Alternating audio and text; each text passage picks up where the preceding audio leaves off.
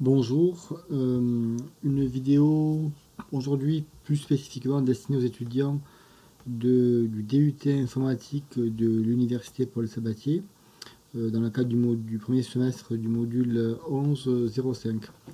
Je vais donc présenter quelques formules sur Excel et voir un petit peu leur pendant en SQL. Les fonctions que nous allons donc regarder sont les suivantes: recherche V et index, les fonctions somme, somme-si, somme-si.ans, ainsi que les fonctions nbval, nb.si, nb.si.ans. Le parallèle qui est fait avec SQL permet peut-être aux étudiants d'avoir une vision qui peuvent rattacher à quelque chose qu'ils connaissent, puisqu'on observe quelques difficultés dans l'usage de certaines de ces fonctions au cours des années. Bien, donc je travaille avec Excel 2016. On va regarder quelques fonctions et voir donc leur équivalence sous SQL. Pour la partie SQL, je travaillerai donc sur une machine virtuelle avec SQL Server 2017 et les données équivalentes à celles d'un Excel. Bien, pour commencer, une fonction somme toute assez classique qui permet de faire la somme d'un ensemble d'éléments. La fonction somme, dans ce qui nous intéresse aujourd'hui, prend en argument, par exemple, une plage, donc en l'occurrence un vecteur, et donc ici en bleu vous pouvez visualiser la plage cible. Bon, jusque là il n'y a rien de très particulier. Cette fonction là prend donc en paramètre une colonne dans une plage. Cette fonction somme dans Excel a son équivalent dans SQL Server, qui est la fonction sum, pour lequel on choisit la colonne que l'on veut ajouter en paramètre de la fonction somme et on précise les données au niveau de la table. Donc juste la table CA, on retrouve bien évidemment les mêmes données que dans Excel. Donc je sélectionne ma requête, je l'exécute et je retrouve la même valeur jusqu'ici. Tout va bien. Ensuite, une fonction somme-si qui, elle, vous le voyez ici, peut admettre qui admet deux arguments obligatoires et peut admettre, entre crochets ici, un troisième argument optionnel. Donc nous allons passer en détail ces deux voire trois arguments. Donc le premier argument est la plage, c'est-à-dire la zone de données qu'il faudra ajouter dans la version à deux arguments. La deuxième paramètre est le critère. Et ici, l'expression du critère peut vous paraître un petit peu étrange, puisqu'en fait, on note le critère sous la forme d'une chaîne de caractères, donc encadrée par des doubles cotes, supérieure ou égale à 2. Bon, c'est une écriture qui, bien sûr, peut faire hurler des puristes d'une expression booléenne. Il faut comprendre simplement que l'on va donc comparer chacun des éléments de la plage à la valeur de, et si la valeur courante de l'élément de la plage est supérieure ou égale à 2, alors on va l'inclure dans la somme. Donc en l'occurrence ici, je vais le faire l'équivalent du fonctionnement à la main de cette fonction. 1 n'est pas supérieur à la 2, je ne le prends pas. 2 est bien supérieur à la 2, je le prends. Donc je prends les 1, 2, 3, 1, 2, 3. Pas le 1, de nouveau ici, et pas le 1. Donc en fait, il suffit que j'exclue les lignes pour lesquelles il y a un 1 de cette somme. Il y a 1, 2, 3, 4, 1. Donc si je fais 25 moins 4, je trouve bien le résultat 21 de ma première fonction somme-si. Bien, maintenant je vais faire la fonction somme-si à trois arguments. Les deux arguments obligatoires correspondent à la plage et aux critères. Donc, dans ce cas-là, je vais évaluer chacun des éléments de la plage vis-à-vis du critère. Et dans le cas où le critère est vrai, je vais utiliser la correspondance dans la ligne courante de la colonne C pour ajouter. Donc, en l'occurrence, ici, je vais pouvoir ajouter les chiffres d'affaires concernant la France. Et donc, ça veut dire que je vais prendre cette somme-là, 3 et 3, 6 et 3, 9. J'ai bien la valeur 9 en termes de résultat pour cette fonction-là. Alors, j'avais zappé cette requête-là dans l'exemple précédent, donc, je vais rajouter simplement la condition du chiffre d'affaires supérieur ou égal à 2. Et maintenant, je fais la somme des chiffres d'affaires pour lesquels le pays est France. Donc, je l'exécute et je trouve bien la valeur qui convient. Si j'essaie de comprendre un petit peu le passage à 2 ou 3 arguments, je vais essayer de zoomer. Est-ce que je peux? Oui, peut-être en faisant comme ça. Bien. Dans la version à 2 arguments, j'ai besoin de récupérer la colonne que j'ajoute, la colonne sur laquelle j'ai mon critère et mon critère. Et comme ces deux éléments sont identiques, Excel nous propose de les fusionner en quelque sorte en termes d'information.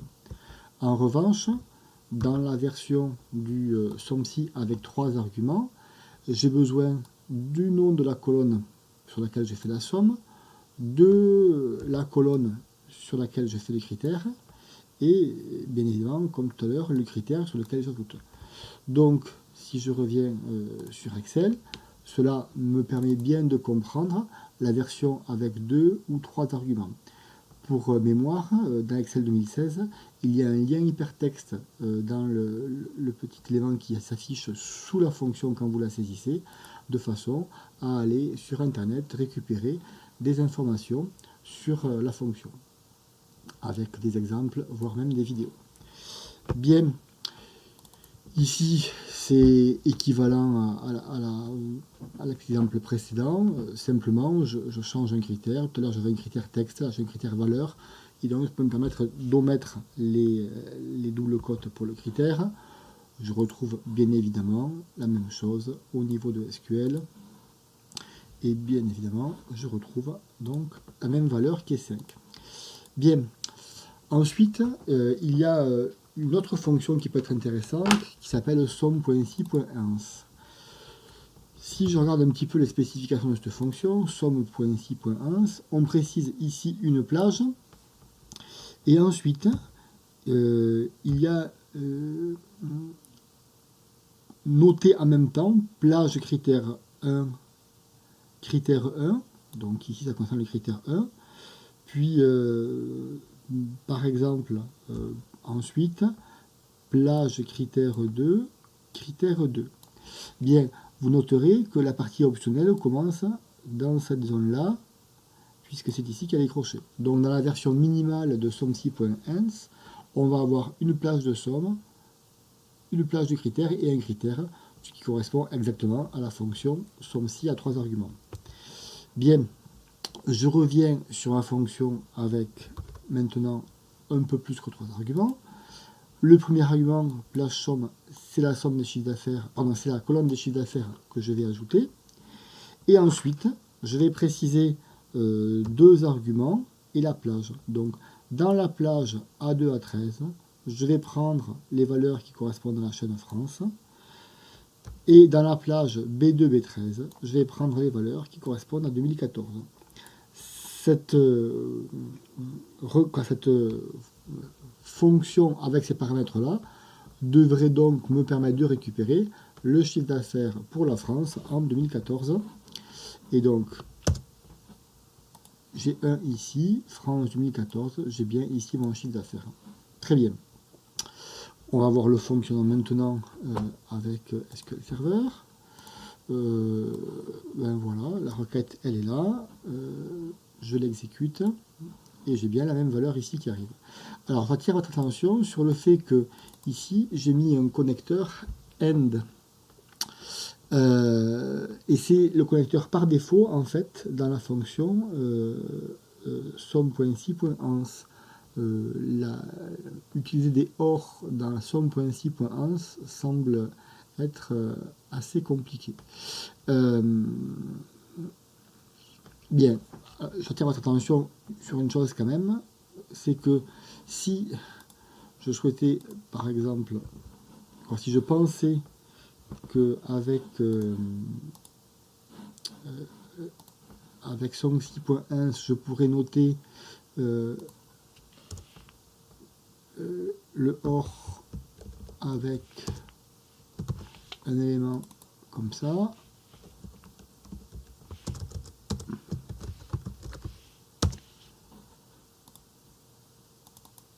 Alors, il me renvoie 9 qui correspond. Pardon, excusez-moi, c'est pas ce que je voulais faire.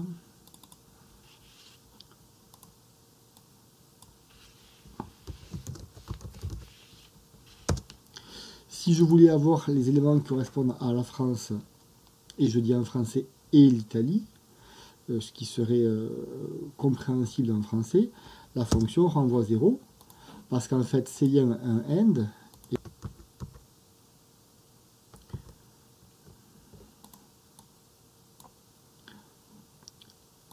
Donc si je fais une requête où je note France et Italie, la requête me renvoie nul parce qu'il n'y a aucune donnée.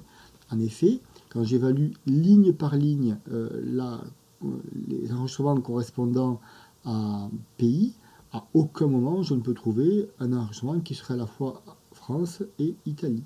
Donc, même si j'écris Italie convenablement, pardon, donc cette requête ne renverra jamais aucun résultat. Pour avoir les valeurs souhaitées, il aurait fallu que je fasse un OR ici, et du coup, j'ai bien la valeur qui correspond à la somme des chiffres d'affaires pour la France et l'Italie. Bien, donc on a fait un petit peu le point sur cette fonction somme et la fonction somme-ci. Nous allons passer maintenant à la fonction nbval, qui est une fonction, le concept que ce soit sous SQL ou que ce soit sous Excel est parfois un peu difficile. Quand on doit utiliser les fonctions nb, c'est qu'on compte un nombre de lignes, d'accord ? Ça correspond à la question combien y a-t-il de. Bien, donc ici je fais la fonction nbval de base. Alors, je l'applique sur la colonne complète C et j'enlève 1. Pourquoi ? Puisque dans la colonne C, j'ai une ligne de titre. D'accord ? Donc en fait, la fonction nbval me renvoie 13, puisqu'il y a 13 lignes pour lesquelles il y a des valeurs dans la colonne C. Et si je veux voir le nombre de pays qui correspond, bien sûr, il faut que j'enlève 1 correspondant à l'entête. Cette fonction nbval au niveau de SQL Server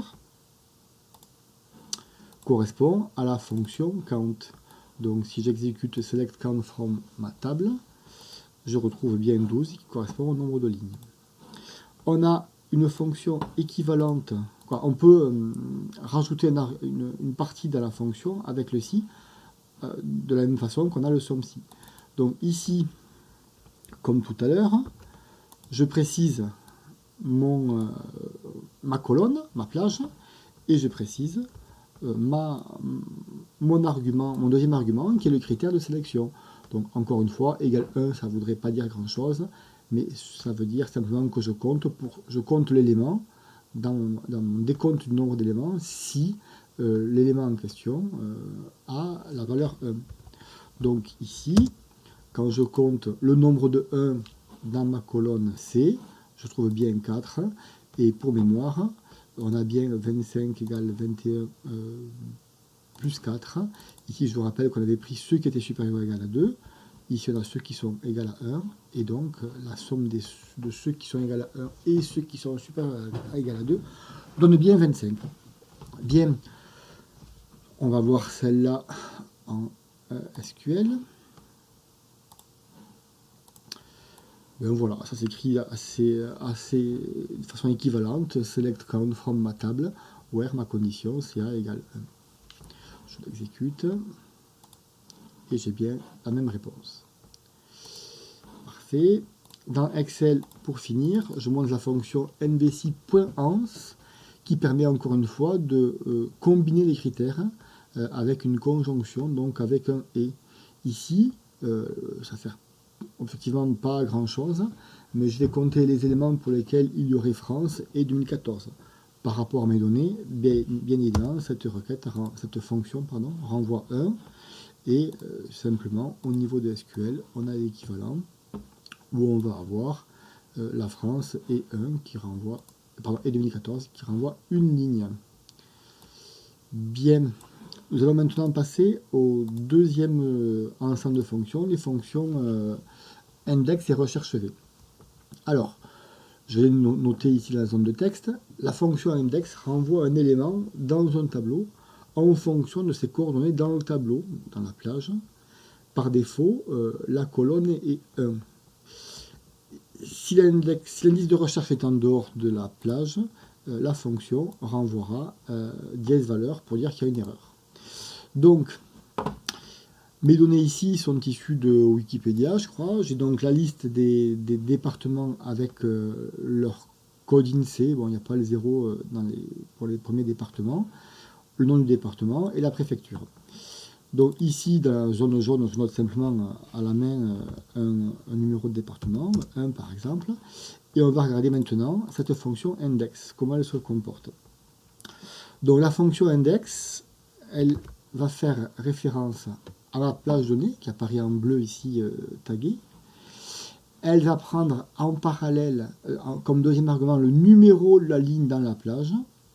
Et ensuite, j'ai choisi de mettre un troisième argument qui est 1, qui est l'argument par défaut, que j'aurais pu omettre dans ce cas-là, qui correspond au numéro de la colonne dans la plage que je renvoie.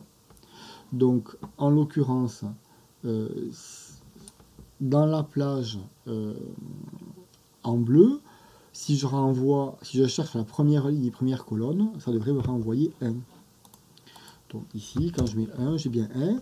Si je mets le 8, je vais bien récupérer ma huitième ligne de la plage qui est ici. Bien.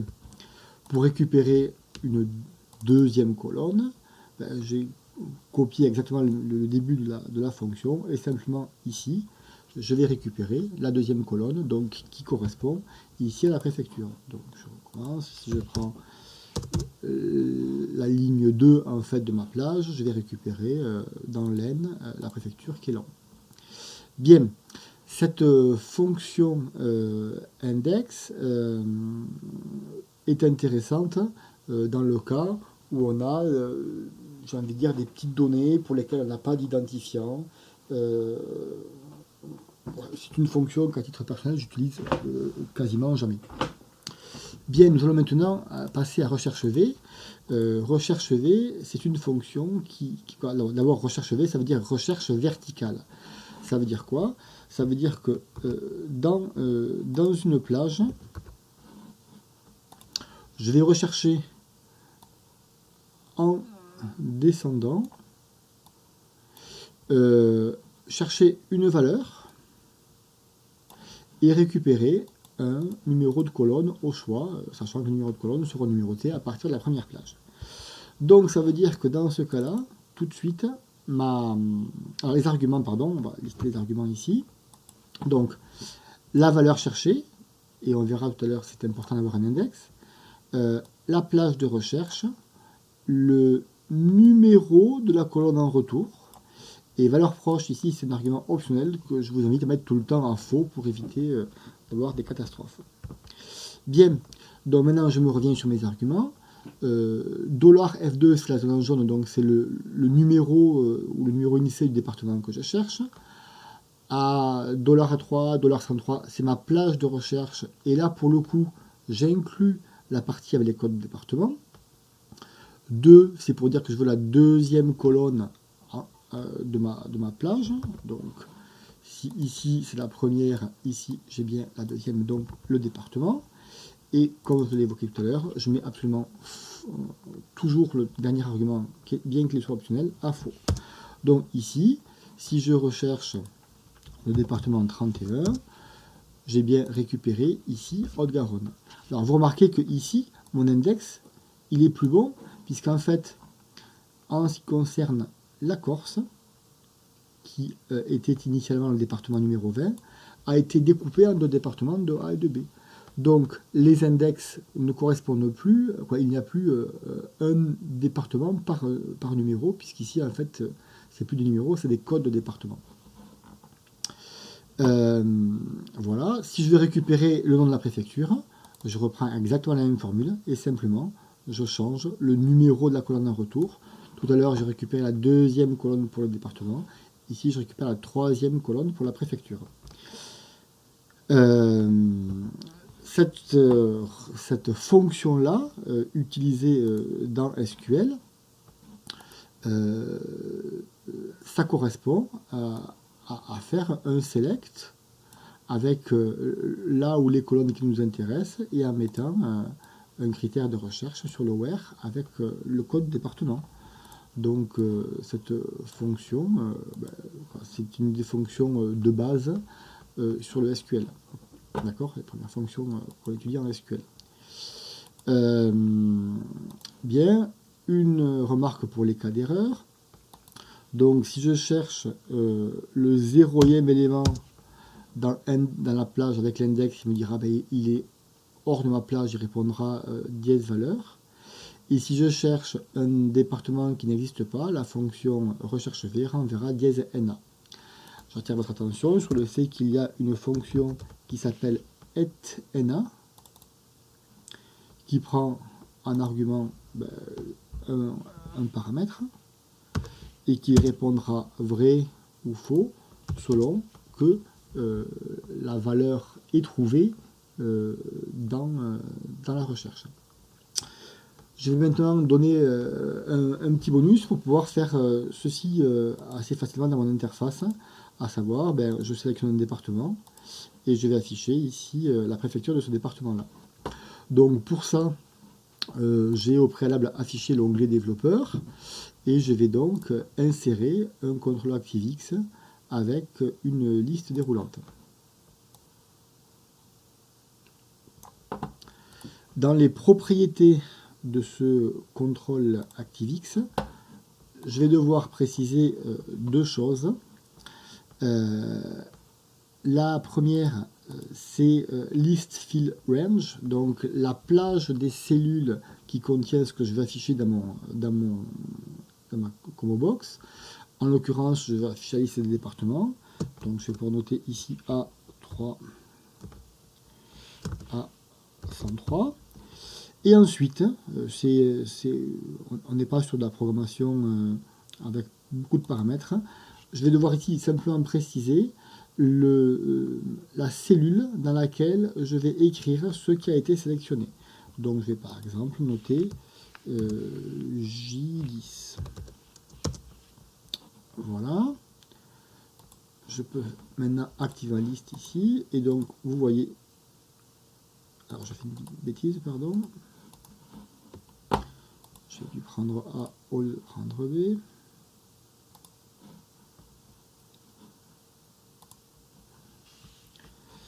Donc c'était des B que je voulais ici.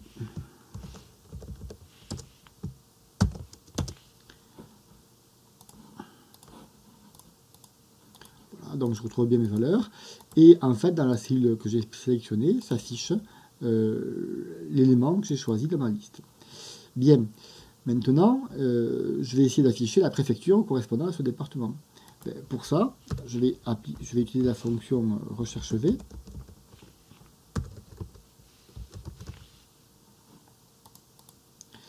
La valeur cherchée, eh bien, elle va être dans cette cellule ici. La plage, c'est toujours la même, mais je vais donc commencer maintenant dans ma cellule B3 qui va correspondre au département, puisque c'est ce que je vais rechercher, un nom de département dans la liste.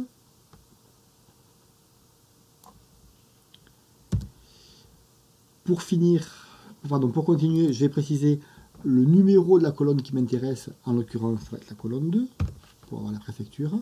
Et comme toujours, je mets faux comme dernier argument. À partir de là, ben voilà, je sélectionne ici mon département et je vais récupérer le nom de la préfecture. Alors d'un point de vue graphique, il suffit maintenant que je mette cet élément par-dessus et du coup ça fonctionne de façon un peu plus sympathique. Alors j'attire votre attention que cette liste-là n'est pas triée et que donc et que la fonction recherche fonctionne. Je précise cela puisque dans les versions précédentes d'Excel, il était indispensable que les données de la première colonne de la zone de recherche soient triées. Ce n'est plus le cas maintenant. Voilà, je vous remercie de votre attention.